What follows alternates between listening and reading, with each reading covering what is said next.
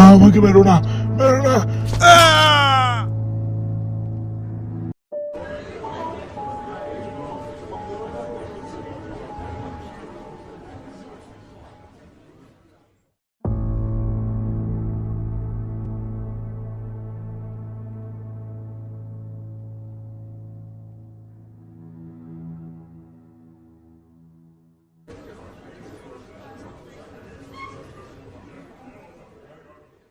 কালকে যে ঘটনা ঘটলো, এই ঘটনার কথা ভাবলে আমার গা হাত পা এখনো শিউরে উঠছে। এত খারাপ ভাবে কেউ কাউকে কিভাবে মারতে পারে? আমার মনে হয় গ্রামে কোনো ভয়ঙ্কর প্রাণী ঢুকেছে এবং সেই এই কাজ করেছে। না না, এটা কোনো প্রাণীর কাজ হতেই পারে না। এটা নিশ্চয়ই কোনো মানুষের কাজ। যদি প্রাণী এটা করতো তাহলে তো খেয়েই ফেলতো তাকে, তার হাড় হুড্ডি একটাও বেঁচে থাকতো না। হ্যাঁ, রহিম ঠিকই বলেছে। যদি প্রাণীরা ওকে মারতো তাহলে একটা হাড়ুড্ডিও খুঁজে পাওয়া যেত না, সব খেয়ে ফেলতো। আমাদের সকলকে সচেতন থাকতে হবে। যে এই কাজটা করছে তাকে অবশ্যই খুঁজে বের করে শাস্তি দিতে হবে। রহমান ভাই, তুমি ঠিকই বলেছ, আমাদের তাই করতে হবে। আচ্ছা রহমান ভাই, এখনকার মতো আমরা উঠি।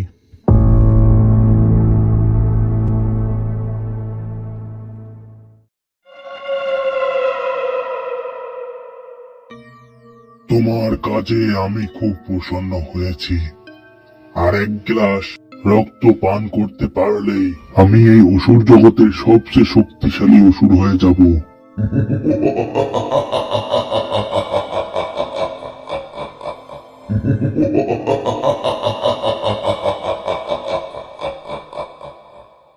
তুমি শীঘ্রই আমার জন্য এক গ্লাস রক্ত নিয়ে আসো। আচ্ছা মহারাজ, আমি এখনই যাচ্ছি। তবে আমার একটা শর্ত আছে, আমাকেও একটু শক্তিশালী বানিয়ে দিতে হবে, যাতে আমি সব থেকে শক্তিশালী ডাইনি হতে পারি। আচ্ছা, আমি এখন যাচ্ছি।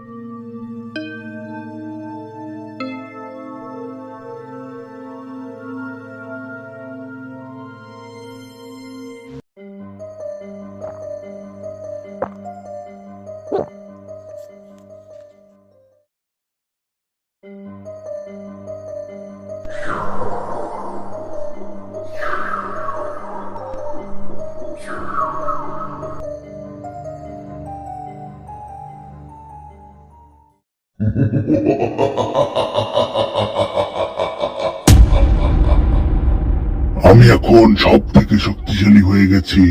যা খুশি আমি এখন তাই করতে পারি। এই পৃথিবীর সবকিছু আমি দখল করে ফেলবো। তোমার কাজ শেষ, এখন তুমি যেতে পারো।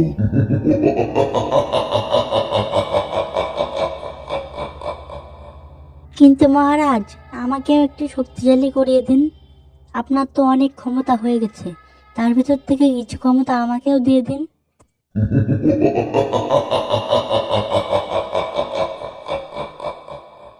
কি কি বললি তুই? তুই আমার কাছ থেকে ক্ষমতা নিবি? যা বলছে এখান থেকে, নইলে তোকে এখনই শেষ করে দেব।